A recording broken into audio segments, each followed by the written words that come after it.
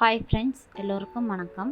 நம்ம சேனலை இப்போ தான் நீங்கள் ஃபஸ்ட் டைம் பார்க்குறீங்கன்னா மறக்காமல் சப்ஸ்கிரைப் பண்ணி உங்களோட ஆதரவை எனக்கு கொடுங்க. வாங்க இன்றைக்கி கதைக்குள்ளே போகலாம். பெற்றவர்களை பிரித்த மகன்கள் சிறுகதை. சந்தடிகள் ஓய்ந்து போய் உறவினர்கள் எல்லோரும் வீட்டிற்கு கிளம்ப வீடு பழைய இயல்புக்கு வந்தது. ராஜா அந்த சந்தர்ப்பத்துக்கு எதிர்நோக்கி இருந்தாற் போல குமார் அருகில் நெருங்கினான். அண்ணா, மாடிக்கு வரையா? கொஞ்சம் உன்கிட்ட பேசணும். என்னடா விஷயம்? இங்கேயே சொல்லு. அம்மாவுக்கு பாரேன், அறுப்புதான் கல்யாணம் பண்ணிக்கிட்ட வெக்கம் இன்னும் போகலை. புது பொண்ணாட்டம் மருமகள் கிட்டையே மாட்டிக்கிட்டு முழிக்கிறாங்க. ராஜா அதையெல்லாம் ரசிக்கும் மனநிலையில் இல்லை. சந்தோஷமாக சில காரியங்களை முடித்துவிட வேண்டும் என வீரியம் இருக்கிட்டு போய் இயல்பு போய் விடுவதுண்டு. அதனால்தான் அவனின் அண்ணனிடம் இந்த சந்தர்ப்பத்துக்காக காத்து கொண்டிருந்தான். இதை நழுவ விடக்கூடாது. மாடிக்கு வானா, விரிவாக பேசணும். குமார் அவனை ஆச்சரியமாக பார்த்தான். கண்களில் குழப்பம் தெரிய சேரில் கிடந்த துண்டை எடுத்து தோளில் போர்த்தி கொண்டு ராஜாவை பின்தொடர்ந்தான். என்ன ராஜா யோசனை? செலவு பத்தியா? எவ்வளவு ஆச்சுன்னு சொல்லு, என்னோட பங்கை கொடுத்துட்றேன் என்றான். சிகரெட் பற்ற வைத்து கொண்டிருந்த குமார் சட்டென்று நிமிர்ந்து போய், என்னடா சொல்ற என நம்பவில்லை. ஆமாண்ணா, எனக்கு மேனேஜராக ப்ரொமோஷன் கிடச்சிருக்கு. அடுத்த மாதமே ஜாயின் பண்ணணும். அப்போது குடும்பத்தோடு அங்கேயே போய் செட்டில் ஆக போறியா என ராஜா கேட்ட கேள்விக்கு பதில் சொல்லாமல், உனக்கு எப்போ இங்கே தமிழ்நாட்டுக்கு கிடைக்க போகுது என மறு கேள்வி கேட்டான். எனக்கு இன்னும் 4 வருஷம் ஆகும். அதுக்கு மேலேயும் எனக்கு இங்கே வரக்கு இஷ்டமில்லை. டெல்லியிலேயே இருந்துடலான்ட்டு இருக்கிறேன் என்றான். நீயும் டெல்லியில் இருக்கிற, நானும் கேரளாவுக்கு போகிறேன். இந்த சமயத்தில் வாணியும் பசங்களையும் இங்கேயே விட்டுட்டு போகிறேன். அப்போ நான் மட்டும்தான் திருவனந்தத்துக்கு போகிறேன். ராஜா பிரச்சனையின் ஆரம்பத்திற்கு வந்து மீண்டும் தயங்கினான். இந்த விஷயத்தை பின்னொரு சமயம் பேசலாம் என அவனுள் இருந்த கனிவுமிக்க ராஜா அலற சற்று குழப்பத்துடன் குமாரை நோக்கியபடி, சொல்லு ராஜா, உனக்கு என்னதான் பிரச்சனை? என்னால் உனக்கு ஏதாச்சும் ஆகணுமா என கேட்டான். மாரடைந்து போயிருந்த சிகரெட்டை வீசி எறிந்துவிட்டு இன்னொன்றை பற்ற வைத்து கொண்டு நிதானமாக சொல்லு, என்னோட கடமை என்ன? அப்பா அம்மாவை உன் கூட டெல்லிக்கு அழைச்சிட்டு போயிடு. சொல்லி முடிப்பதற்குள் ராஜாவுக்கு வெந்நீர் குளத்தை தாண்டினது போல் உடல் நடுங்கியது. காய்ந்து போன உதட்டை ஈரப்படுத்தி கொண்டு குமாரை பார்த்தான். குமார் அவனை லட்சியம் செய்யாமல் குனிந்தபடி புகைவிட்டு கொண்டிருந்தான். என்ன யோசிக்கிற? என்னால் இப்போ அதுக்கு என்ன ஆகணும்? என்னால் முடியல குமார். அம்மாவே அப்பாவை வச்சுட்டு என்னால் முடியல. ஃபைனான்ஸு எனக்கு ரொம்ப டைட்டாக இருக்குது. உனக்கும் அப்பாவுக்கும் சண்டையா? அதெல்லாம் இல்லை, ஆனால் இனிமேல் வந்துடுமோன்னு எனக்கு கொஞ்சம் பயமாக இருக்கு. இப்போ சின்ன சின்ன விஷயத்துக்கெல்லாம் தப்பு கண்டுபிடிக்கிறார். நேற்று காப்பி சரியில்லை, இன்னைக்கு சாப்பாடு சரியில்லை என என் கூட கோபிச்சுக்கிறார். என்னிடம் அவருக்கு புளிக்க ஆரம்பிச்சிடுச்சுன்னு நினைக்கிறேன். குமார் அருகில் வந்து தோழமையாக கைகளை தோளில் போட்டுக்கொண்டு தட்டி கொடுத்தான். வயசானா அப்படித்தான் ராஜா, கொஞ்சம் அட்ஜஸ்ட் பண்ணிட்டு தான் இருக்கணும். தோளில் இருந்த கைகளை சட்டென்று குலுக்கி விடுவித்து கொண்டு, நீ புரியாமல் பேசுகிற. இத்தனை வருஷமா நான் உங்ககிட்ட இதை பற்றி பேசியிருக்கனா?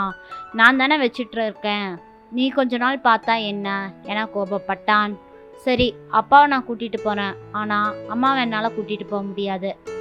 இன்னொரு தடவை நல்லா யோசிச்சு பாரு. வயசானவங்க கிட்ட சின்ன சின்ன குறை இருக்கத்தான் செய்யும். நான் ஏன் இவ்வளவு சொல்கிறான்னா, அப்பாவுக்கு டெல்லி பிடிக்காது. இவங்க ஃப்ரெண்ட்ஸு உறவு எல்லாம் தெரிஞ்ச இடத்துல வச்சுக்கிட்டு அவரை தெரியாத இடத்துல கொண்டு போய் விட்டு அங்கே அவருக்கு கோபம் வருதுன்னா என்ன பண்ணுவார்? லோன்லியாக ஃபீல் பண்ண ஆரம்பிச்சிருவார். அப்புறம் நம்மளுக்கு தான் ரொம்ப கஷ்டம். உனக்கு இஷ்டம் இல்லைன்னு சொல்லு, நீ ஜாலியாக டெல்லியை சுற்றணும். அந்த சுதந்திரம் எனக்கு வந்துடக்கூடாது. நீ லூஸு, நான் அப்படியெல்லாம் சொல்லலை. உங்கள் அண்ணி ஒத்துக்க மாட்டாடா? அவளுக்கும் அம்மாவுக்கும் சண்டை வந்துட்டே இருக்கும். அதனால தான். சரி, நாளைக்கு அப்பாவுக்கு டிக்கெட் போட்டு நான் அப்பாவை கூட்டிகிட்டு போயிடுறேன். நீ அவர்கிட்ட சொல்லி அவரை என் கூட அனுப்ப வேண்டியது உன்னோட பொறுப்பு என சொல்லிக்கொண்டு குமார் கிளம்பினான். மறுநாள் டிக்கெட்டுடன் அப்பாவை அழைத்து கொண்டு டெல்லி சென்று அடைந்தான். ராஜாவுக்கு களைப்பாக இருந்தது. காலை முதல் அலைந்த அலைச்சலில் லேசாக காய்ச்சல் அடிப்பது போல் இருந்தது. பேண்டை அவிழ்த்து கடுக்கையில் எறிந்துவிட்டு கைலைக்கு மாறினான். கேலண்டரில் கிழிக்காமல் இருந்த தேதியை கிழித்து கசக்கி எறிந்தான். டெல்லி வாழ்க்கை மாறுதலாய் இருப்பதாக அப்பா குறிப்பிட்டிருந்தார். ராஜாவின் திருவனந்தபுர வாழ்க்கையை பற்றி கேட்டிருந்தார். திருவனந்தபுர வாழ்க்கை இனம் புரியாத எரிச்சல் மனம் முழுவதும் வியாபித்தது. திருவனந்தபுரத்தில் கழித்த 1 மாதமே அவனுக்கு ஒரு யுகம் போல் இருந்தது.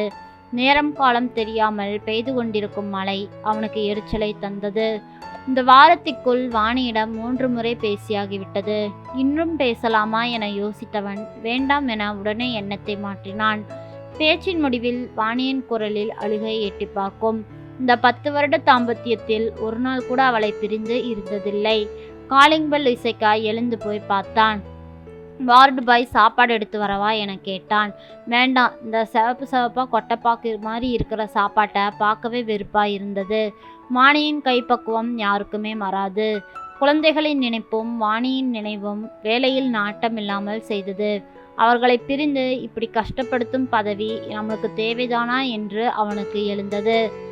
வேலை முடிந்து வீட்டுக்கு வந்ததும் எத்தனை குதூகலமாக இருக்கும். குழந்தைகளின் விளையாட்டும் சிரிப்பு சத்தமும் வாணியின் பராமரிப்பும் எத்தனை சுகமாக இருக்கும்.